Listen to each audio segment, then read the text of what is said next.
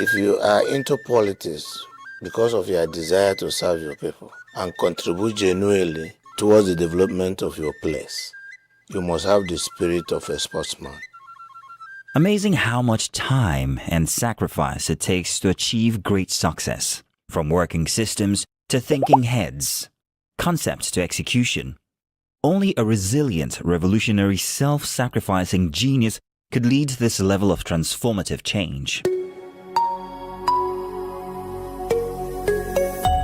Bearing on his shoulders the incredible weight of expectations, general apathy, and skepticism, the governor resiliently hits the ground running with the game-changing establishment of the Ministry of Digital Economy and E-Commerce, a first in Nigeria. This ministry is now responsible for creating digital skills programs that empower tens of thousands of Imolites annually. The ministry, when it was set up, rolled out what we call the IDEA policy. IDEA stands for Imo Digital Economy Agenda, with a 5-year strategic plan to turn around the economy of the state and make it a smart economy. Work streams that we develop and other policies or strategic initiatives that came from it. One of those flagship initiatives is called the Skill Up Imo program. Imo State became the first state in Nigeria to create Ministry of Digital Economy. I discovered and identified that digital economy is the functional economy all over the world. So I created that ministry and now decided to flow the Skill Up Imo program. The Skill Up Imo program is a program targeted at training 300,000 Imo youths in diverse digital skills within a space of 5 years. In our first cohort, we were able to train, equipped, and connect about 5,000 Imo youths to different digital job opportunities.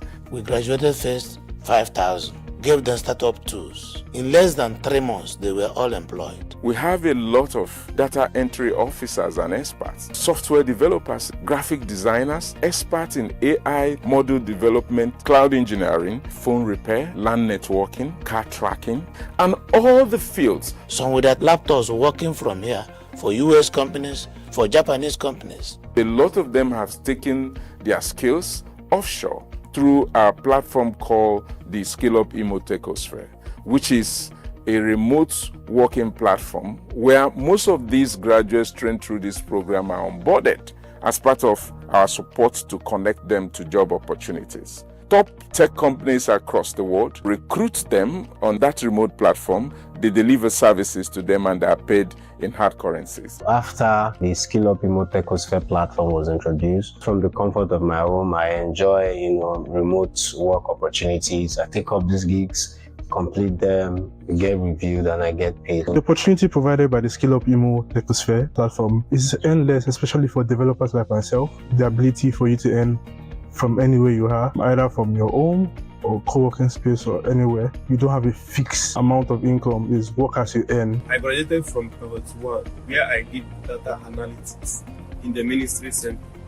With my skill, I was able to secure a well-paying job with OCS under NHS as a clinical data analyst. He gave tips on how we can get started. I went on Upwork and I've also gotten gigs which paid me in dollars on Upwork. I made some connections. Workana.com Limited is one of them. Currently at Codant, where we teach kids coding and robotics. It has got me a paying job and it has also given me the avenue to mentor the younger generation. I did cohort 2, 15,000. In less than 2 months, they were all employed and engaged. In the third cohort, we have onboarded 40,000 other Imo youths. We have signed a memorandum of understanding with US Market Center, MAC, and now we have signed an agreement with University of California, Berkeley, to have an innovation center here in Imo Digital City, is the African Innovation Headquarters for US MAC, operated by Oracle,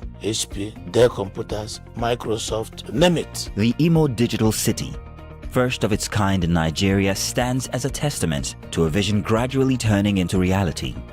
Spanning an impressive 68,741 square meters, it plays host to state-of-the-art digital hubs, call centers, co-working, co-creation spaces, and training centers with multifunctional digital and tech services centers. Imo State government is partnering with the United States Market Access Center, in short USMAC, which is a Silicon Valley-based startup accelerator, and also partnering with University of California, Berkeley. Today, University of Berkeley has expanded our curriculum to include new items after their survey of both African and European markets, or what is required. UC Berkeley optimized our curriculum to fit the standard of UC Berkeley's Sontage Institute, so that certifications of the Skill Up Imo programs and the Founders Development Program run by the USMAC will now come from the UC Berkeley in California. The medium and small scale enterprise group of European Union, with headquarters in Brussels, signed already an MOU for us. We are feeding them on quarterly basis 1,000 men and women. The UNDP, arm of United Nations, have already an agreement to supply 1,000 workers on quarterly basis to UNDP that pay directly from New York. We have now Imo sons and daughters working in Canada, working in America, working in Europe. For the first time in Africa, the USMAC will be running what we call the Founders Discovery Program. And this is going to start by August this year, 2025. That program will be happening right here in Owerri, Imo State, supported by the UC Berkeley, United States. It's going to be open for all Africans and is the first of its kind in the history of Africa. We are hitting 70,000 by July. The next batch we are graduating. I started building a youth population that now has become a movement. In the words of Dwayne Mulenga Isaac Jr., digital transformation starts with leadership. Leaders have a choice to lead the transformation or be led by it. Disrupt or wait to be disrupted. In Imo State, Governor Hope Uzodimma is leading an entire generation of Imo's workforce on a massive tech disruption revolution beyond borders. The Imo Digital City is powered by a world-class, multi-layered fiber optics backbone laid strategically across the state in partnership with multinational telecom providers like Airtel, IHS, Globacom, and so on. By streamlining licenses and access, the government has made it easier for service providers to connect, boosting seamless, always-on interconnectivity across the state. In a world constantly shaped by technological advancements at breakneck speed, Imo isn't here to play catch-up. It's leading the charge.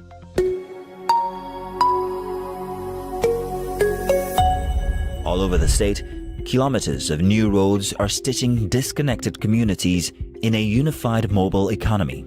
Sitting on an expansive 5,530 square kilometers, Imo is driven by a transformational force that sees no limits or borders. We've done some groundbreaking constructions. We've done some roads that people thought were impossible. When we started, it was not possible to access Assumpta Cathedral. Assumpta, the roundabout, it was not possible to access it. It was not possible to go to Relief Market. MCC was a death trap. In fact, Chukwumawoha Road was routine off. There was nothing like the Tiger Road or the Tiger Street.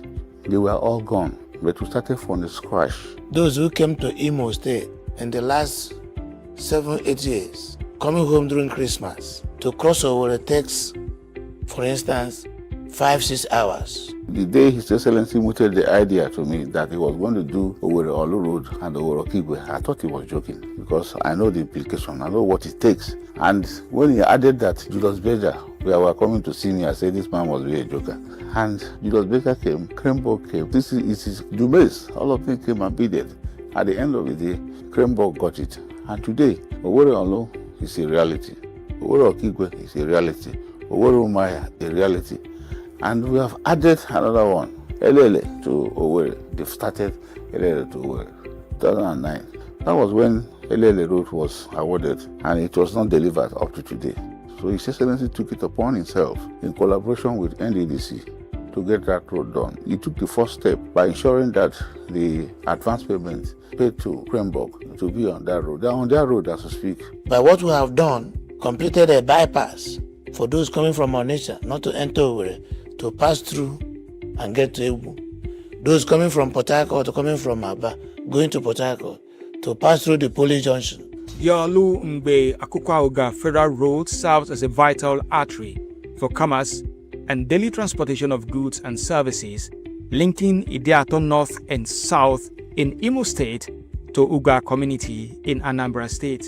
The road had suffered significant degradation after years of neglect, leading to severe erosion, and has submerged homes, displaced families, and rendered many communities in Idiato inaccessible. A town called Lugbe from Olu was history. The entire village was devastated. In fact, we had one justice, retired Justice Obono. His edifice in that village gave up. They crumbled so many villages. Now my father, I trained me. Now I used to know my mother direct. I built it last year. 2-story building. Last year, we reported on the Olu-Uga Federal Road, which suffered significant damage due to gully erosion, posing serious challenges for connectivity and safety in the area. As we speak, reconstruction work is ongoing to provide much-needed relief for residents. We are driving through that road, 19-point-something kilometers. It will take you to the border of Anambra, from Imo to Anambra, Uga Junction. So that particular road is being done.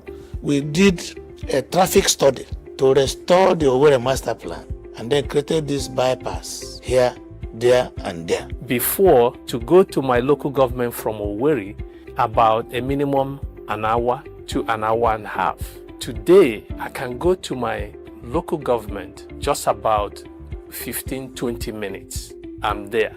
So this openness is all part of ease of doing business. We used to have the outer ring road that we wanted to achieve. Today, it's almost achieved. We are moving from Oji to Toronto, Toronto to road safety to Naze, Naze to Ihiagwa, Ihiagwa to Obinze. That's the outer ring road. We are doing the Ihiagwa to Obinze part of that road now. That road, we are doing it as we speak. And other places in our low town, Banana Junction, up to Eziachi.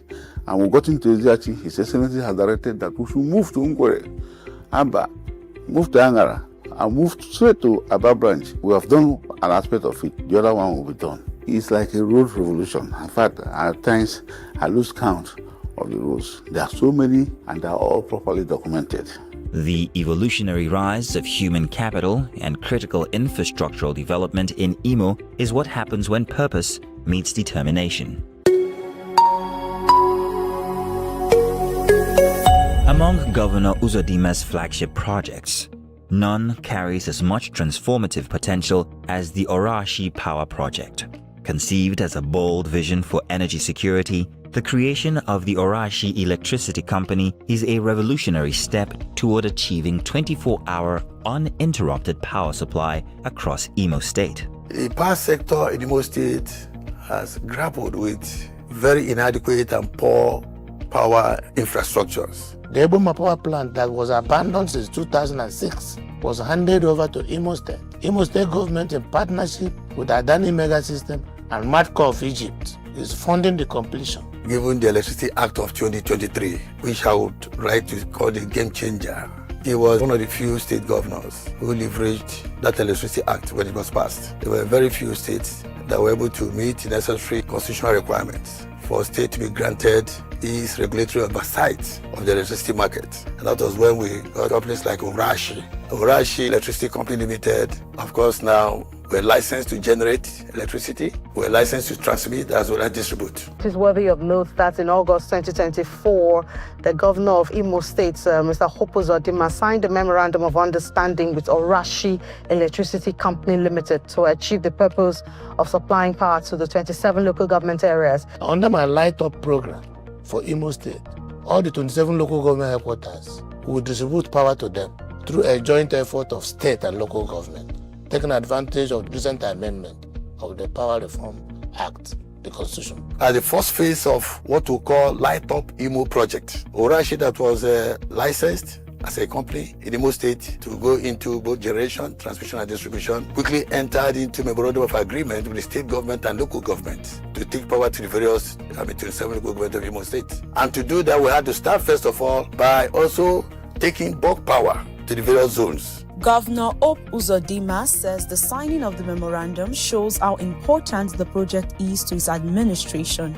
reiterating his commitment to ensuring uninterrupted electricity. We'll do our best to live up to the responsibilities expected of us in this agreement, both at the state level and the local government level. Before now, Imo State has only a 132 kV line coming from Aloji in Aba to Owerri. All these years, the main source of electricity into Imo State, and this line had long been overloaded. It's a double circuit line that also takes power to Ahoda and Buyenegua. So there was a need for us to have this line upgraded to a 330 kV line. As I speak to you now, His Excellency has also embarked on getting work back on the 330 kV line from Aba to Imo State, which is going to, of course, boost. A 330 kV line is a super highway that can have way more power into Imo, as against what we have now. We are drawing now a 330 kV line from Aloji power plant to Ebu transmission station here in Owerri, meaning that if there is failure in Eboma, we'll take power from Aloji. The project they are doing now in Owerri here as a pilot scheme will act as a benchmark of what will happen in the whole state. A 15 kilometer from Ebu transmission station, 15 kilometer 33 kV line to New Owerri. The New Owerri area will also install a 15 MVA 33/11 kV injection substation. As soon as we get through with this project, we'll now be able to immediately connect all government facilities, from government house to the secretariat to the House of Assembly, and very major and important load along that area, like Concord Hotel and all that. All of them will be captured. When our people here, there is no electricity. By the end of this year, there will be 24 hours power supply in Imo State.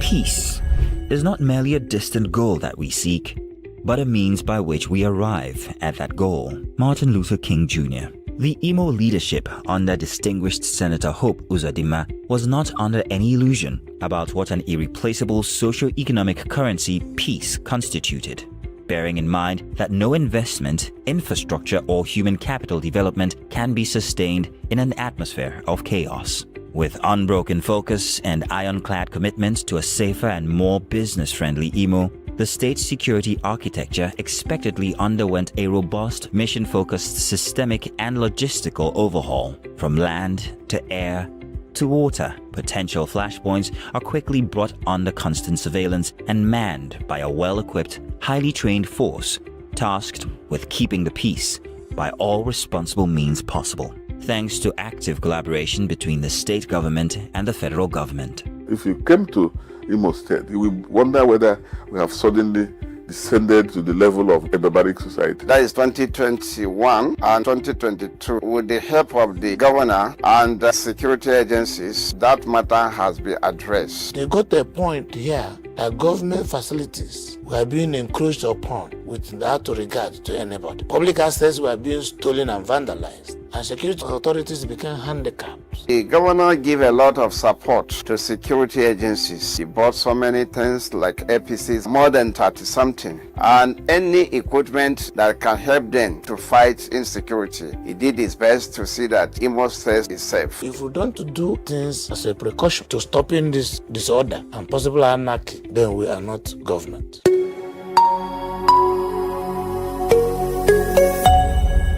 If power is the engine, industry is the drive. Enter the Orashi Special Energy Free Trade Zone, Imo's boldest leap into revitalizing its industrial sector. A launchpad for factories, a magnet for international investment, a hub of innovation. This is where energy meets enterprise. Orashi Special Energy Free Trade Zone, a very transformative initiative by Imo State government and its partners, inviting businesses who wish to grow their businesses, particularly in the oil and gas business. For example, those who want to set up methanol plants, fertilizer plant, LNG, refinery, or manufacturing company, to come to Imo State and be at the free trade zone and take advantage of the benefits of situating their businesses in Orashi Special Energy Free Trade Zone. Orashi Energy Free Trade Zone is the only free trade zone in Nigeria with hydrocarbon deposit. Orashi Special Energy Zone, which today is rated the largest free trade zone in Nigeria, on a landmass of about 140,000 hectares of land, is a unique business enclave where gas is used for industrial goods and development. So they are going to attract a lot of investment in gas and innovation. The idea was conceived under the leadership of His Excellency Senator Hope Uzodimma, whose idea of having this Orashi Special Energy Free Trade Zone fits into his broader vision, his broader economic transformative vision for Imo State and for the Southeast. What this does is that it enables the state create employment, create internally generated revenue. It enables the state become a trade and energy hub for the Southeast. So I'm speaking with the King of Morocco for a fertilizer plant. Ano Gas 1 has been commissioned. Gas 2 is 80% complete. Regarding our domestic gas obligation, by the end of this week, we are going to complete our energy needs assessment, and we are going to sign a gas sale and purchase agreement with Ano Gas processing plant. The state intends to take about 100 million scof of gas from them to power our power plant in Ebema, which is 278 megawatts, the upcoming fertilizer plant, the methanol plant, the petrochemicals, and the LNG in the Orash Energy Special Zone. We have a company called Watersmith. They are going to take 30 million scof from there. Watersmith is also doing 75 megawatts of power, and they have their own industrial park. We have about 75 companies have indicated interest that they will take up spaces there. Now we are bringing other industries to come here in the oil and gas industry, in the agriculture sector, education, food security. Like I just mentioned, Bureau Veritas will be here. They are building one of the biggest laboratories, financed by a Frozen Bank in Africa, for testing hydrocarbon. Because of the abundant natural gas resources in Imo State, you have Axela, who are trying to do CNG. You have Nigerian Gas Marketing Company. They have acquired their land. They will start construction of mother station for CNG. You have Hamakan. You have Greenville. I have Koshon Energy. Then you have a Bokia that wants to do condensate refinery in the special energy zone. Working with NUPRC, we saw that from their records, Imo State has the highest deposit of natural gas in this region. That means that if Imo were to be a country, Imo should be about the 16th largest gas producing nation in the world, at the same level with countries like Kazakhstan, Canada, or Egypt.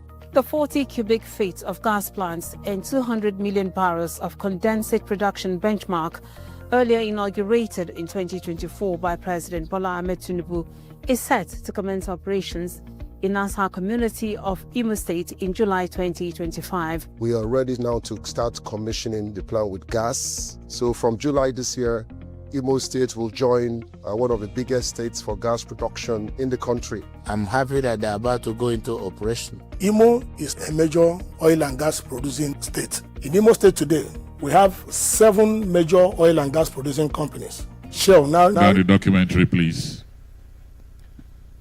Distinguished ladies and gentlemen, please can we take our seats? Let's settle down, please. Let's settle down.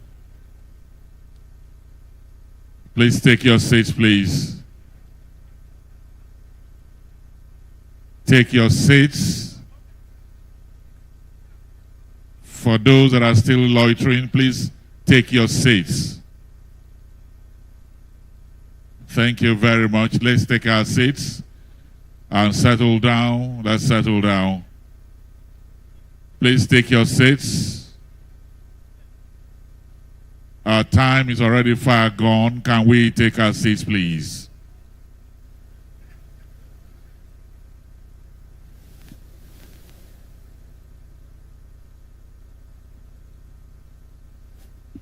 Thank you very much.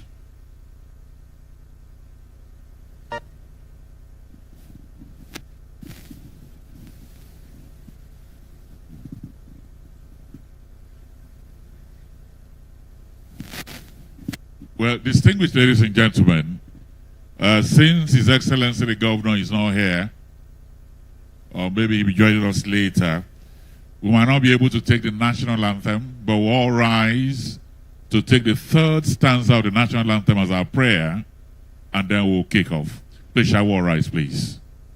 Shall we all rise? If you want to recite with me, you can. This is a national prayer. O God of all creation, grant this our one request. Help us to build a nation where no man is oppressed, and so with peace and plenty, Nigeria may be blessed. And we all say, Amen. Let's take our seats, please. I'd like to welcome all of you to day 2 of this amazing world-class conference. For all of you that are here, members of the diplomatic corps, development partners, our royal fathers, members of the Imo State Executive Council, local government chairmen, heads of agencies and parastatals, both federal and state, and all the chief executives of agencies and businesses, both operating in Imo State nationally and internationally, those that are bringing businesses to Imo State, I welcome all of you to day 2 of this amazing conference. Yesterday was day 1, and it was looking like a World Economic Summit in Davos, with the presence of about 3 presidents, 2 prime ministers, the 4th Prime Minister of the United Kingdom, the 8th Secretary General of the United Nations, the President of Nigeria, represented by the Vice President, and a whole lot of international and national business executives. It was that grand. And my own takeaway from what happened yesterday was that this Imo State government was ready to provide power generation. We just saw a documentary on the Orashi Power Project. Was ready to provide infrastructural development and renewable energy so that those who are coming into Imo State will be able to focus on such sectoral portfolios as power and energy, digital transformation, oil and gas, agriculture and agribusiness, education, real estate, healthcare, and hospitality and tourism. Those are the key areas that anybody who is a business person can key into and come and do business. Today is day 2. By the grace of God, we'll be having 2 panel discussions, a few goodwill messages, and if you are blessed to have His Excellency the Governor with us, we'll also have him to talk to us. And then we'll also have 2 side events on solid minerals and MSMEs that will happen immediately after the main conference. My name is Ebere Young. Let me invite here one of Nigeria's best iconic broadcaster, Mrs. Eugenia Abu, to step forward here and continue the conversation. I'm very sure she's going to set the mood for our first panel today. Mrs. Eugenia Abu, please.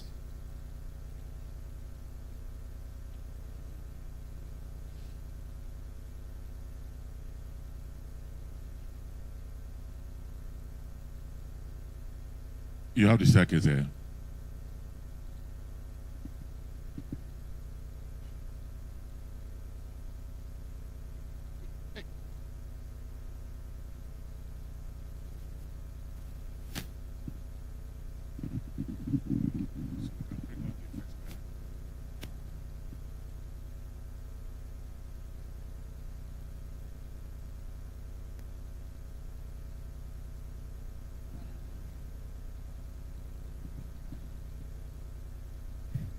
Your Excellencies, very distinguished ladies and gentlemen, I'm absolutely delighted to be here today. I've been introduced by a man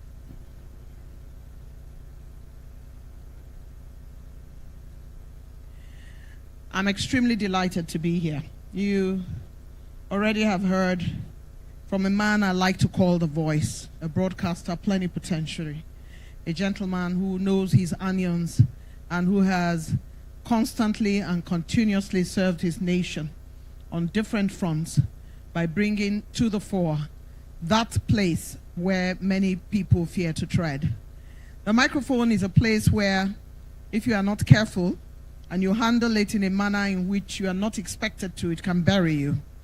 If you understand how to use the microphone as we have done over the years, you will know that it's a place where you must be contained and you must be controlled. For the microphone has its own allure. And if it leads you astray, you will find yourself speaking out of turn and out of space and considering yourself the man or woman of the moment. However, the microphone, if you're a broadcaster, is an instrument of discipline, where when you pick it up and handle it, you remember when to stop, when to speak, how to speak, and where to speak. It is the reason for which we remain standing to do the needful every time we're invited to stand on this platform. Over the years, I had said that Imo State is a state that has adopted me.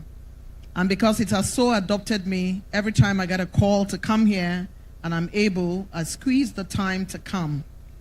Yesterday in my hotel, I said to my colleagues, it's difficult to find a state that cooks such great soups.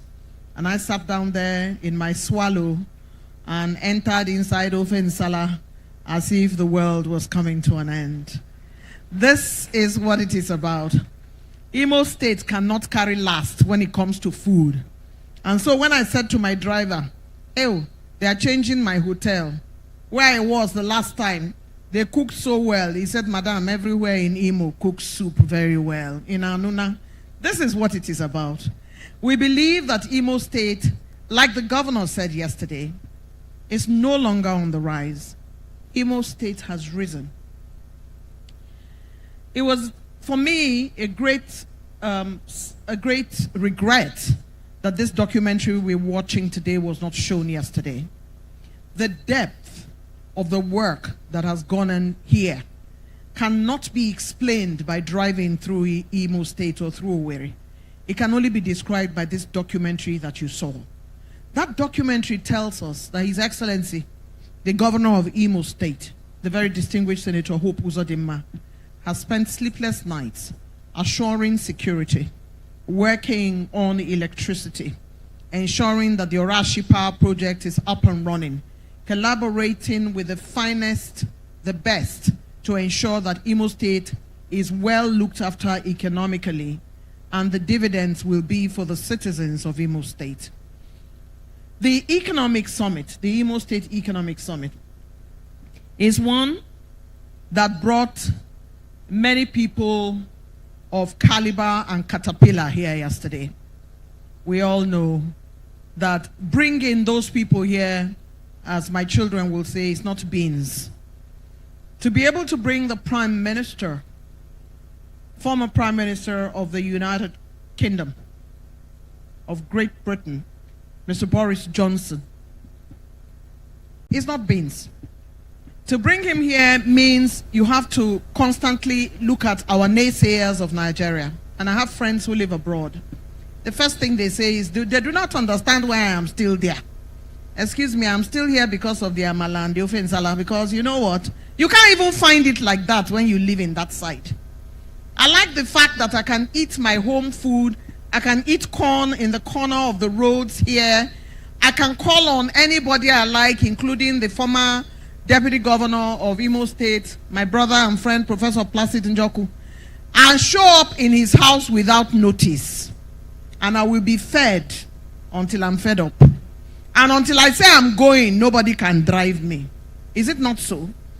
And so, for me, I like to stay in a place of comfort, where the food means something to me, where I can wear ashwebi and turn up at a wedding. Because when the weddings take place in Nigeria, we are now exporting our wedding. There's even a show on international TV about Nigerian weddings.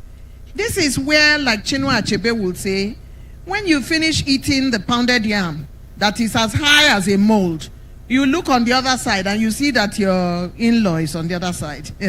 You know, when you finish, you find your friend at that wedding. It is the place where Nigerian women can pull out their swag. Our geles are not to be toyed with.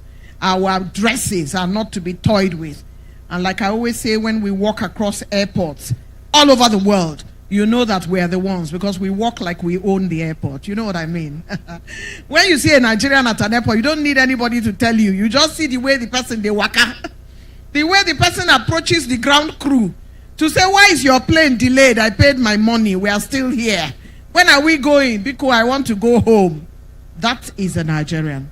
The ones who without them, the medical system in the United States and the medical system in the United Kingdom will be finished.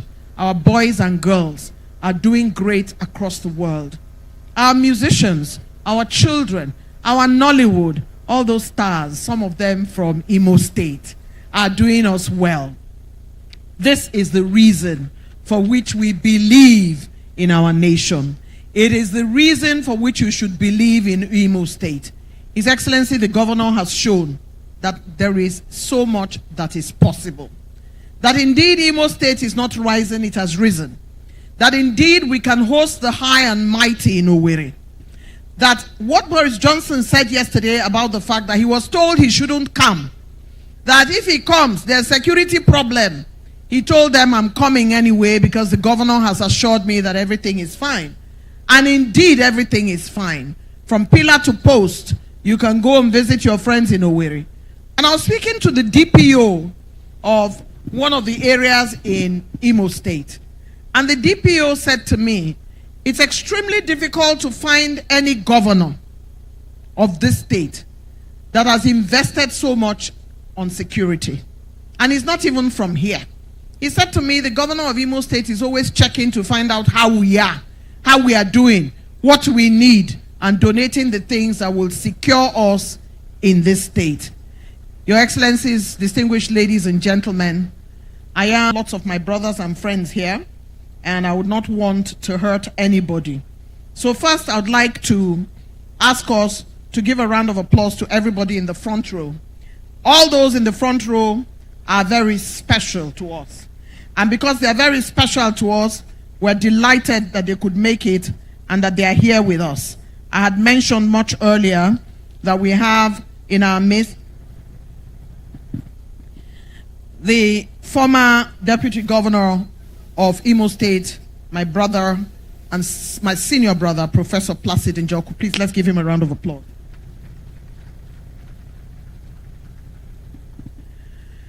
Your Excellencies, very distinguished ladies and gentlemen, the former Executive Secretary of Nigeria Content is here. He's on our panel. Chief Mwakpa is here with us. We appreciate you. We thank you for being here with us and for making the time to join. And when he comes on the panel to discuss, you would see what I'm talking about. I'd like to welcome and greet somebody all the way from my brother state, His Excellency Dr. Alex Oti. He has sent to us Reverend Dr. Ann Onu, Executive Secretary, Abia State Diaspora Commission. She's here in the room with us. Please let us celebrate her.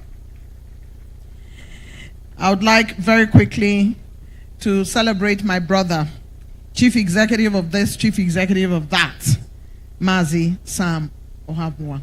We welcome you, sir. It's great to see you. Mr. Ebere Young has the list of our other distinguished personalities here, and he will be bringing that up to speed any moment time. Please permit me to welcome to the podium my brother and friend, Mr. Vincent, who will do the honors to bring the first panel to the table.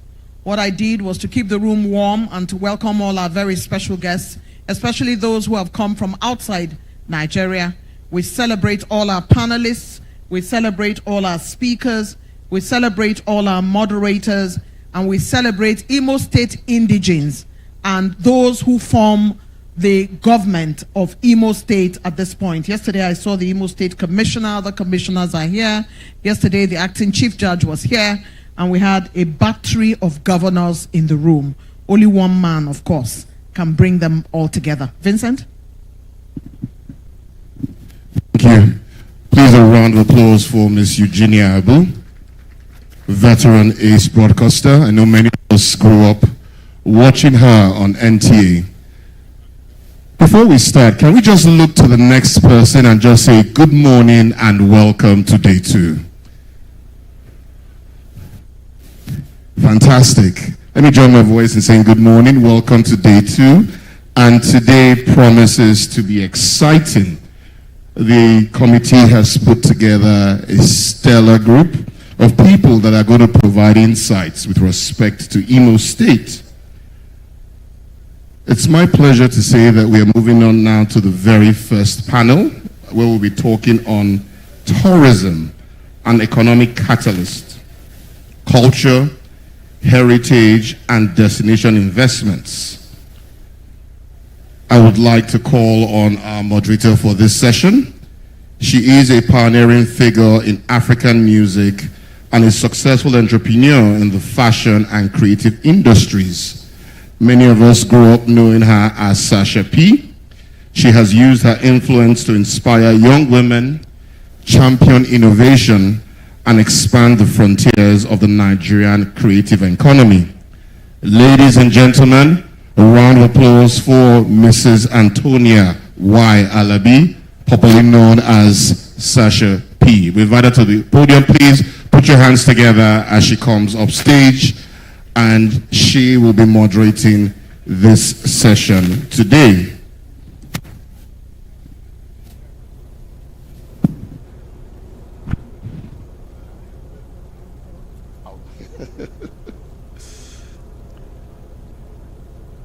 The next person I'll be inviting to the stage needs no introduction, as his reputation precedes him. He's a distinguished engineer and one of the most influential voices in the Nigerian energy and industrial landscape. He is the pioneer executive secretary and CEO of the Nigerian Content Development and Monitoring Board, where he laid the foundation for today's landmark achievements in indigenous participation in the oil and gas sector. He's recognized internationally for his strong advocacy for local content development and championing policies that have transformed opportunities for Nigerian businesses, professionals, and communities. He's also the former Pro-Chancellor of Imo State University, the founder and CEO of Crystal Lake Resort. Ladies and gentlemen, a round of applause for Dr. NSC Wapa as he takes the stage. Round of applause for him, please. Thank you so much, sir, for taking out time to be with us today. We understand you have a very busy schedule, and we appreciate you being here. We can do a better round of applause, please, as Dr. Wapa takes the stage. Thank you so much. Our next panelist is a creative force in Nigeria's art and luxury space. She's the founder and creative director of Kenwa Gallery and Cinnamon Lagos, where she's redefining contemporary design, artistic expression, and premium retail experiences. Her work highlights the economic power of creativity and culture. A round of applause for Mrs. Ugonna Ibe Ojogo. A round of applause for her. She comes up, please. I understand our other panelists will soon be with us, Mr. Obi Kubana, as well as Buki Akomolafe, and once they're here, they will join the panel. Sasha, over to you.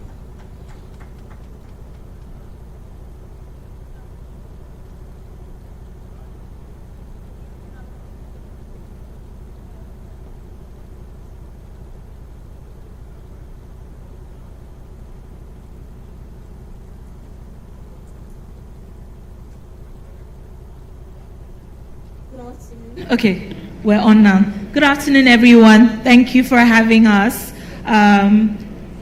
All protocols observed, and as we wait for the other panelists, we're going to just get right into it.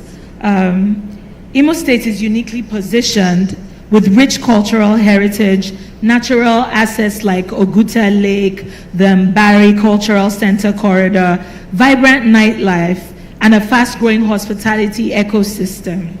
Yet, the state still faces gaps: destination branding, infrastructure, signage, safety systems, hospitality standards, digital visibility, and access to financing for creative enterprise. And so the panelists joining me today are going to be helping us walk through the infrastructure, the development, and what we essentially need to make Imo State a destination tourist attraction. So without further ado, Dr. Enes, I'll be starting with you, sir. Thank you, Sasha. And let me use this opportunity to welcome all the participants to today's session. Most of us were here yesterday, and a lot of grounds were made here yesterday. We are happy to have such a vibrant and visionary governor in the person of His Excellency, distinguished Senator Hope Uzodimma. The firepower, intellectual, political, and social that attended this session yesterday was amazing and unprecedented. So I'm very happy for the opportunity to share some thoughts on this global platform. The keynote presented by His Excellency yesterday articulated his vision in his usual way, and it generally took us through the roadmap and the steps already taken to realize the expected outcomes. A very, very audacious vision, and as you could see from his presentation yesterday, a lot of steps have already been taken. What we need to do is then to build on his leadership, to get Imo State mobilized behind this initiative. What the governor has started is exactly how many of the thriving jurisdictions started. We go to Lagos today and we see a totally different country from Nigeria. And it's not magic, it's just the vision of leadership and how the citizens followed the leadership. So 3 key milestones have already been highlighted. One is the Orashi Special Energy Free Trade Zone. The second one is the power project, the Orashi Power Project. And the third one is something you don't see or feel, but something that has been going on, as many of us who are involved and part of the whole ecosystem in Imo State can testify to. The digital economy framework. It's so important that these 3 steps have been taken because they represent a major shift in the traditional approach of successive governments when they are relating with the oil and gas industry. I talk about the oil and gas industry in this session because that's actually where I've been since I graduated 40-something years ago. Now, the traditional focus of government relationship with the oil and gas industry over the past decades will be like, oh, how can we get more for ISOPA deck? How can we get NDDC to do more for our state? Sign GMOUs with oil companies, get the IOCs to do community development, all things around CSR. And the discussions were centered around development projects, employment of our youths, quota, homage, and such ordinary handouts. But as you know, Ohaji Egbema Oguta has been on the petroleum map for as long as many of us here have been alive. And I've spent over 48 years in the oil and gas industry. So anyone that has been in that industry knows about that free zone area, the importance of Ohaji Egbema Oguta in the gas footprint of Nigeria. Yet the sustainable impact of these activities in this area or in the state has been elusive for over 5 decades. Now, we have mentioned Oguta Ohaji Egbema severally for petrochemicals, for LNG, for fertilizer, but none of them came to pass. Why? Because there was no strong government lobby to bring these things to happen. So if recent developments by Seplat, Anogas, Walter Smith, NCDMB, Renaissance, and Sterling have introduced exciting dynamics to our catchment, the strategic move being made now by our governor, presents a transformative shift that literally connects Imo State to the vibrant segment of the energy corridor stretching from rivers through Bayelsa and Delta. We are all oil-producing states, 9 of us. We all belong to NDDC. We all get the revenue allocation things. But in Imo State, the actual dynamics of the oil industry have eluded us. I can tell you about the gas master plan infrastructure, passes through all the states, just comes into Imo State to take gas from Imo State, but the major infrastructure is not in Imo State. That story is the same for all the different major life activities in the oil and gas industry. But that has changed now. I can tell you, in my former life as the ES of NCDMB, I was frequently consulted by investors, vendors, and OEMs. OEMs, the original equipment manufacturers, who needed advice on location of their facilities to comply with the local content law. Naturally, I referred them to Imo State, and I referred them to Ohaji Egbema, because genuinely, that is a key location that you should actually locate your facilities in Nigeria. But they always came back to tell me that they had chosen alternative locations because they didn't see any incentives. Imo could not compete for these investments, but this has changed. This has all changed because of these new developments. I can tell you very quickly, moderator, you're looking at me like you want me to stop? Not stop. I just had a specific question with regards to tourism, but everything you're sharing is informative, and that's why I'm not interrupting you. Okay, so please go ahead. You see, this is the background that you can use for the tourism thing. I think that it's important to get this through and then set it. So, the implications of being connected to the energy corridor is great. And it's the foundation